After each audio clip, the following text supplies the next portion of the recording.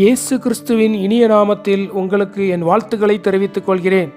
ஒரு வார்த்தை சொன்னால் போதுமே சேனலின் 69வது செய்திக்கு உங்களை வரவேற்கிறேன். பிரியமானவர்களே, ஒவ்வொரு கிறிஸ்தவனும் கண்டிப்பாக தெரிந்து கொள்ள வேண்டிய மிக முக்கியமான ஆவிக்குரிய காரியங்களை இந்த யூடியூப் சேனலில் பார்த்து கொண்டிருக்கிறோம். அவற்றில் ஒன்றுதான் சர்வாயுத வர்க்கம். இந்த செய்தியின் மூலம் அதை பற்றி சுருக்கமாக பார்ப்போம். இந்த செய்தி 10வது செய்தியின் தொடர்ச்சியாகும். அந்த செய்தியில் நாம் ஆவிக்குரிய யுத்தத்தை பற்றி பார்த்தோம். அதாவது எபேசியர் 6ஆம் அதிகாரம் 12ஆம் வசனத்தின்படி நம்முடைய ஆவிக்குரிய யுத்தம் மாம்சத்தோடு இரத்தத்தோடு அல்ல, மாறாக துரைத்தனங்களோடும் அதிகாரங்களோடும் இப்பிரபஞ்சத்தின் அந்தகார லோகாதிபதிகளோடும் வானமண்டலங்களில் உள்ள பொல்லாத ஆவிகளின் சேனைகளோடு இருக்கிறது. இந்த ஆவிக்குரிய யுத்தத்தை பற்றி விவரமாக செய்தி 10 பார்க்கலாம். எனவே பிரியமானவர்களே, சற்று நேரம் ஒதுக்கி செய்தி 10 கேட்கும்படியாக வேண்டிக் கொள்கிறேன். இன்று இந்த ஆவிக்குரிய யுத்தத்தில் பங்கு பெற நாம் கட்டாயமாக அணிந்து கொள்ள வேண்டிய சர்வாயுத வர்க்கத்தை பற்றி பின்வரும் வசனங்கள் கூறுகிறது. எபேசியர் 6:11, நீங்கள் பிசாசின் தந்திரங்களோடு எதிர்த்து நிற்க திராணியுள்ளவர்களாகும்படி தேவனுடைய சர்வாயுத வர்க்கத்தையும் தரித்து கொள்ளுங்கள். 13ஆம் வசனம், ஆகையால் தீங்கு நாளிலே அவைகளை நீங்கள் எதிர்க்கவும் சகலத்தையும் செய்து முடித்தவர்களாய் நிற்கவும் திராணி உள்ளவர்களாகும்படிக்கு தேவனுடைய சர்வாயுத வர்க்கத்தையும் எடுத்துக்கொள்ளுங்கள். இந்த வசனங்களை கவனித்து பார்த்தால் ஆவிக்குரிய யுத்தத்திற்காக பலவிதமான ஆயுதங்களை பயன்படுத்த வேண்டும் என்று சொல்லவில்லை, மாறாக சர்வாயுத வர்க்கம் என்ற வார்த்தை பயன்படுத்தப்பட்டிருக்கிறது. அதாவது உச்சந்தலை முதல் உள்ளங்கால் வரை என்று முழு உடலையும் பாதுகாக்கக்கூடிய ஒரு கவசத்தை பற்றி பேசுகிறது. எனவே சர்வாயுத வர்க்கத்தின் எந்த ஒரு ஆயுதத்தையும் கவசத்தையும் பயன்படுத்த ஒருபோதும் மறந்துவிடக்கூடாது. நாம் எதை தவற விடுகிறோமோ அது சாத்தானுக்கு சாதகமாக மாறிவிடும். எனவே பிரியமானவர்களே, நாம் எப்போதெல்லாம் ஆவிக்குரிய யுத்தத்திற்கு செல்கிறோமோ அப்போதெல்லாம் முழுமையான சர்வாயுத வர்க்கத்தை எடுத்துக்கொள்ள வேண்டும். மேலும் இந்த சர்வாயுத வர்க்கம் ஒரு தனிப்பட்ட மனிதனுக்கானது அல்ல, இது ஒரு கூட்டு மனிதனுக்கானது, அதாவது முழு சபைக்குமானது. எனவே ஆவிக்குரிய யுத்தம் என்று சொல்லும்போது நாம் ஒருபோதும் தனியாக செல்லக்கூடாது. ஒருவேளை பாடல் பாடுவது, ஜெபிப்பது, வசனங்களை வாசிப்பது என்று ஒரு சில ஆவிக்குரிய காரியங்களை தனிப்பட்ட முறையில் தனி ஒருவராக செய்து கொள்ளலாம். அதே சமயம் ஆவிக்குரிய யுத்தத்தை பொறுத்தவரை அது முழு சரீரத்திற்கானது என்பதை ஒருபோதும் மறந்துவிடக்கூடாது. ஏனென்றால் சர்வாயுத வர்க்கம் சரீரத்திற்காக தரப்பட்டிருக்கின்றது. எனவே பிரியமானவர்களே, நாம் ஆவிக்குரிய யுத்தத்தில் வெற்றியை தக்க வைத்துக் கொள்ள சக சகோதர சகோதரிகள் தேவை என்பதை நினைவில் வைத்துக் கொள்ளுங்கள். சுருக்கமாக சொன்னால், நாம் எப்போதாவது ஆவிக்குரிய யுத்தத்தில் சோர்ந்து போனால் அல்லது தோற்று போனால் அதற்கு 2 காரணங்கள் இருக்க வாய்ப்பு இருக்கிறது. ஒன்று, நாம் சர்வாயுத வர்க்கத்தின் ஏதோ ஒரு பகுதியை மறந்துவிட்டோம். 2வது, தனியாக யுத்தம் செய்து கொண்டிருக்கிறோம் என்று அர்த்தமாகும். சகோதர சகோதரிகளே, இந்த ஆரம்ப வார்த்தையோடு நாம் சர்வாயுத வர்க்கத்தை பற்றி சுருக்கமாக பார்ப்போம். முதலாவது எபேசியர் 6ஆம் அதிகாரம் 14ஆம் வசனம் முதல் 17ஆம் வசனம் வரை வாசிப்போம். வசனம் 14, சத்தியம் என்னும் கச்சையை உங்கள் அறையில் கட்டினவர்களாயும் நீதி என்னும் மார்க்கவசத்தை தரித்தவர்களாயும் சமாதானத்தின் சுவிசேஷத்திற்குரிய ஆயத்தம் என்னும் பாதரட்சியை கால்களிலே தொடுத்தவர்களாயும் பொல்லாங்கானியையும் அக்னியாஸ்திரங்களையெல்லாம் அவித்து போடத்தக்கதாய் எல்லாவற்றிற்கும் மேலாக விசுவாசம் என்னும் கேடகத்தை பிடித்து கொண்டவர்களாயும் நில்லுங்கள். இரட்சணியம் என்னும் தலைச்சீராவையும் தேவ வசனமாகிய ஆவியின் பட்டயத்தையும் எடுத்துக்கொள்ளுங்கள். பிரியமானவர்களே, முதலாவது சத்தியம் என்னும் கச்சையை அறையில் கட்ட வேண்டும்.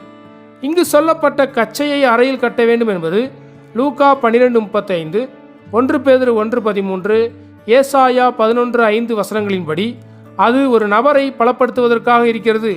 மேலும் இங்கு சொல்லப்பட்ட சத்தியம் என்பது உபதேசத்தை குறிக்கவில்லை, மாறாக எபேசியர் 4ஆம் அதிகாரம் 15, 24, 25ஆம் வசனங்களின்படி நிஜத்தை அல்லது மெய்யை குறிக்கிறது. அதாவது கிறிஸ்துவில் தேவன் நம் வாழ்வில் நிஜமாக்கப்படுவதை குறிக்கிறது.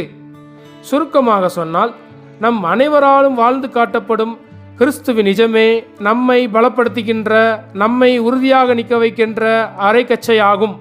ஆம் பிரியமானவர்களே, இன்று எங்கு ஒரு கூட்ட சகோதர சகோதரிகள் கிறிஸ்துவுக்கு முதலிடம் கொடுத்து கிறிஸ்துவை தங்கள் வாழ்வின் சத்தியமாக, அதாவது நிஜமாக மெய்யாக கொண்டு வாழ்கிறார்களோ அவர்களுடைய அறையானது கட்டப்பட்டு ஆவிக்குரிய யுத்தத்தில் உறுதியாக நின்று சாத்தானை மேற்கொள்கிறார்கள்.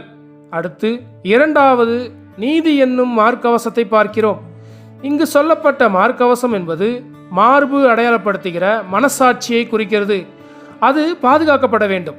ஏனென்றால் ஒருவருடைய மனசாட்சி தூய்மையாக இருந்தாலும் சாத்தான் இடைவிடாமல் குற்றஞ்சாட்டிக் கொண்டே இருப்பான். குறிப்பாக அதுவும் ஆவிக்குரிய யுத்தத்தின் போது யுத்தம் செய்கின்ற சகோதர சகோதரிகளை குற்றம் சாட்டி அவர்களுடைய மனசாட்சியை தாக்குவது அவனுடைய தந்திரமாகும். இங்கு சொல்லப்பட்ட நீதி என்பது தேவனோடும் மனிதனோடும் சரியாக இருப்பதை குறிக்கிறது. எனவே யுத்தம் செய்கின்ற ஒருவர் தேவனோடு உள்ள சிறிய தவறினால் ஆவிக்குரிய உறவில் சிறிய இடைவெளியோ அல்லது விரிசலோ ஏற்பட்டிருந்தாலோ மற்றும் மனிதர்களோடு சிறிய மனஸ்தாபம் ஏற்பட்டிருந்தாலோ அந்த சிறிய இடைவெளியை, அந்த சிறிய தவறை, அந்த கொஞ்ச மனஸ்தாபத்தை சாத்தான் குற்றம் சாட்டி அவருடைய மனசாட்சியை சிறிதும் இடைவெளி இல்லாமல் தாக்கிக் கொண்டே இருப்பான். அதன் விளைவாக மனசாட்சி குத்தப்பட்டு, அதாவது மனசாட்சியில் ஓட்டை ஏற்பட்டு விசுவாசமும் நம்பிக்கையும் தைரியமும் கொஞ்சம் கொஞ்சமாக அந்த ஓட்டையின் வழியாக குறைந்து யுத்தம் செய்வதற்கான பலன் இல்லாமல் செய்து விடுவான். ஆம் பிரியமானவர்களே, ஆவிக்குரிய யுத்தத்தில் பங்கு பெறுகிற சகோதர சகோதரிகள் தேவனோடும் மனிதனோடும் சரியாக இருந்து மனசாட்சியை பாதுகாப்பதினால், நீதி என்னும் கவசத்தை அணிந்து கொள்வதினால் சாத்தானை மேற்கொள்கிறார்கள். அடுத்து மூன்றாவது, சமாதானத்தின் சுவிசேஷத்திற்குரிய ஆயத்தம் என்னும் பாதரட்சியை கால்களில் தொடுக்க வேண்டும் என்று பார்க்கிறோம். இங்கு சொல்லப்பட்ட பாதரட்சை நடப்பதற்கு தேவையான அல்லது ஓடுவதற்கு தேவையான பாதரட்சியை பற்றி பேசவில்லை. மாறாக உறுதியாக யுத்தத்தில் நிலைத்து நிற்க உதவுகின்ற பாதரட்சியை பற்றி பேசுகிறது.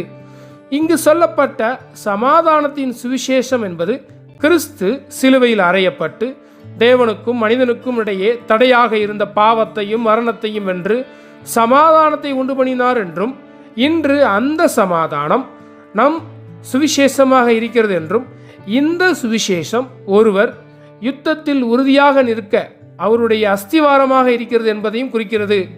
ஆம் பிரியமானவர்களே, ஆவிக்குரிய யுத்தத்தில் பங்கு பெறுகிற சகோதர சகோதரிகள் தங்கள் அனுதின வாழ்விலே கிறிஸ்துவை சமாதானத்தின் சுவிசேஷமாக பிறருக்கு அறிவிப்பதினால், வாழ்வதினால் அந்த சமாதானத்தின் சுவிசேஷம் ஆவிக்குரிய யுத்தத்தின் போது அவர்களை உறுதியாக நிற்க உதவும் பாதரட்சியாக இருந்து சாத்தானை மேற்கொள்ள உதவுகிறது.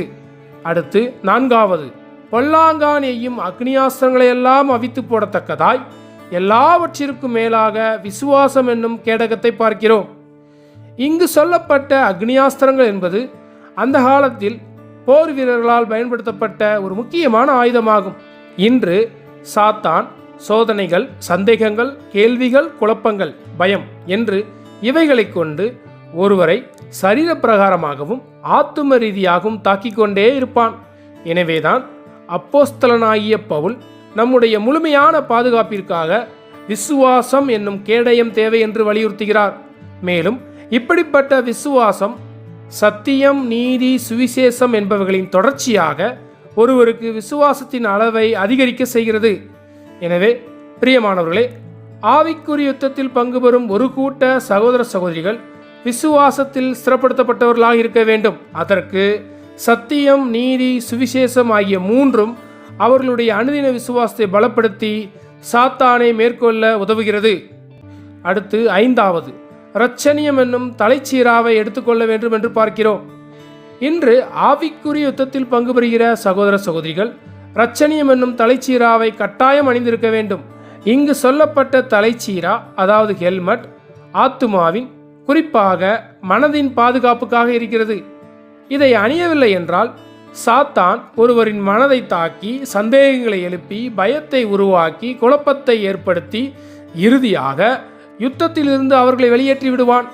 இது முற்றிலும் மறைமுகமான உள்ளான ஆத்துமாவில் நடைபெறும் சாத்தானின் தந்திரமான தாக்குதலாகும்.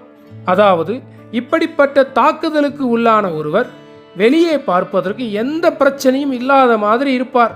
ஆனால் அவர்களுக்கு போராட்டம் ஆத்துமாவில் நடைபெற்று கொண்டிருக்கும். பல நேரங்களில் ஆவிக்குரிய யுத்தத்தில் பங்கு பெறுகிற ஒரு விசுவாசிக்கு புறம்பாக உள்ள சரீர பலவீனங்கள் பெரும்பாலும் அவரை யுத்தத்தில் இருந்து பின்வாங்க வைக்க முடியாது. ஆனால் இது அப்படி இருக்குமோ, அது அப்படி இருக்குமோ, இப்போ இது தேவையா, ஒருவேளை அப்படி இருக்கலாம், இப்ப என்ன அவசரம், கொஞ்சம் அமைதியாக இருப்போம். இப்படி மனரீதியான பயங்களை, சந்தேகங்களை, கேள்விகளை எழுப்பி அவர்களை யுத்தத்தில் இருந்து பின்வாங்க வைக்க சாத்தான் இன்று தீவிரித்து கொண்டிருக்கிறான். எனவே பிரியமானவர்களே, ஆவிக்குரிய யுத்தத்தில் பங்கு பெறுகிற சகோதர சகோதரிகள் தங்களுடைய ஆத்துமாவின் பாதுகாப்பிற்காக, அதாவது மனதின் பாதுகாப்பிற்காக இரட்சணியம் என்னும் தலைச்சீராவை கட்டாயம் அணிந்திருக்க வேண்டும். அடுத்து 6வது, தேவவசனமாகிய ஆவியின் பட்டயத்தையும் எடுத்துக்கொள்ளுங்கள் என்று பார்க்கிறோம். பிரியமானவர்களே, சர்வாயுத வர்க்கத்தின் 6 காரியங்களில் இந்த தேவவசனமாகிய ஆவியின் பட்டயம்தான் சாத்தானை எதிர்த்து சண்டையிட, அவனை வெட்டி வீழ்த்த பயன்படுத்தப்படும் ஒரே ஆயுதமாக. மீண்டும் சொல்கிறேன், தேவவசனமாகிய ஆவியின் பட்டயம்தான் நாம் சாத்தானை எதிர்த்து சண்டையிட்டு அவனை வெட்டி வீழ்த்தி அவனை பின்வாங்க வைக்கக்கூடிய ஒரே ஆயுதமாகும். ஒரு பக்கத்தில் சத்தியம், நீதி, சுவிசேஷம், விசுவாசம், இரட்சணியம் இவை அனைத்தும் நம்மை யுத்தத்திலிருந்து பின்வாங்க விடாமல் உறுதியாக நிற்க வைக்கிறது. மறுபக்கத்தில் தேவவசனமாகிய ஆவியின் பட்டயம் நம்மை யுத்தத்தில் முன்னோக்கி செல்ல, வெற்றியை தக்க வைத்து கொள்ள, எதிரியை நிர்மூலமாக்க மிக முக்கியமான ஆயுதமாகும். இவ்வாறு இந்த சர்வாயுத வர்க்கமானது 6 மிக முக்கியமான காரியங்களை உள்ளடக்கியது. இதை ஆங்கிலத்தில் ஹோல் ஆர்மர் ஆஃப் காட் என்று சொல்லப்பட்டிருக்கிறது. எனவே இந்த சர்வாயுத வர்க்கத்தை தேவனுடைய முழுமையான கவசம் என்றும் தமிழில் சொல்லலாம். அதாவது சத்தியம் என்ற கச்சை, நீதி என்ற மார்க்கவசம், சமாதானத்தின் சுவிசேஷம் என்ற பாதரட்சை, விசுவாசம் என்ற கேடகம், இரட்சணியம் என்ற தலைச்சீரா, இறுதியாக தேவ வசனத்தையும் ஆவியையும் கொண்ட பட்டயம், அதாவது வாள். இவை அனைத்தும் தேவனால் தரப்பட்ட தேவனுடைய முழுமையான கவசமாகும். இவ்வாறு இந்த முழு கவசத்தையும் நடைமுறைக்குரிய ரீதியில் நாம் ஆவிக்குரிய யுத்தத்தில் பயன்படுத்த நமக்கு கூடுதலாக ஜெபம் தேவைப்படுகிறது என்பதை எபேசியர் 6ஆம் அதிகாரம் 18ஆம் வசனம் கூறுகிறது. எந்த சமயத்திலும் சகலவிதமான வேண்டுதலோடும் விண்ணப்பத்தோடும் ஆவியினாலே ஜெபம் பண்ணி அதன் பொருட்டு மிகுந்த மன உறுதியோடும் சகல பரிசுத்தவான்களுக்காகவும் பண்ணும் வேண்டுதலோடும் விழித்துக் கொண்டிருங்கள். ஆம் பிரியமானவர்களே, இப்படிப்பட்ட ஆவிக்குரிய யுத்தத்தில் நாம் பங்கு பெற நடைமுறையில் சர்வாயுத வர்க்கத்தை பயன்படுத்த முதலாவது நாம் மிகுந்த மன உறுதியோடு விழிப்போடு எல்லா நேரத்திலும் எல்லாருக்காகவும் ஆவியில் ஜெபிக்கிறவர்களாக இருக்க வேண்டும். மேலும் இந்த செய்தியின் ஆரம்பத்தில் பார்த்தது போல இந்த சர்வாயுத வர்க்கம் ஒரு தனிப்பட்ட விசுவாசிக்கானது அல்ல, இது கிறிஸ்துவின் சரித்திற்கானது. மேலும் இன்னும் துல்லியமாக ஆழமாக ஒவ்வொரு காரியங்களையும் பார்ப்போம் என்று சொன்னால், சத்தியம் என்றால் கிறிஸ்து, நீதி என்றால் கிறிஸ்து, சமாதானத்தின் சுவிசேஷம் என்றால் கிறிஸ்து, விசுவாசம் என்றால் கிறிஸ்து, இரட்சணியம் என்றால் கிறிஸ்து, தேவவசனம் என்றால் அதுவும் கிறிஸ்து. ஆக ஆவிக்குரிய வெளிப்பாட்டின்படி ஒரு கூட்ட விசுவாசிகள் கிறிஸ்துவினால் நிரப்பப்பட்டு கிறிஸ்துவை சத்தியமாக, நீதியாக, சுவிசேஷமாக, விசுவாசமாக, இரட்சணியமாக, வேத வார்த்தைகளாக எல்லாமாக அனுபவமாக்கி கிறிஸ்துவை கொண்டு கிறிஸ்துவினால் கிறிஸ்துவிற்கென்று எதிரியாகிய சாத்தானோடு ஆவிக்குரிய யுத்தத்தில் பங்கு பெற்று மன உறுதியோடு விழிப்போடு ஆவியில் ஜெபிக்கிறவர்களாக இருக்க வேண்டும். எனவே பிரியமானவர்களே, இனிவரும் நாட்களில் இந்த சர்வாயுத வர்க்கத்தை பற்றிய காரியமானது நம்மில் நிஜமாக நாமும் அனுதின வாழ்க்கையில் ஆவிக்குரிய யுத்தத்தில் சாத்தானின் மீதும் பாதாளத்தின் மீதும் மரணத்தின் மீதும் எல்லா எதிர்மறையான காரியங்களின் மீதும் கர்த்தராகிய இயேசு சிலுவையில் பெற்ற வெற்றியை நாம் மீண்டும் மீண்டும் பறைசாற்றி அந்த வெற்றியை தக்க வைத்துக் கொள்ள தேவன் தாமே நம்மை வழிநடத்துவாராக. எல்லா புகழும் துதியும் கனமும் திரியேக தேவனுக்கே. ஆமேன்.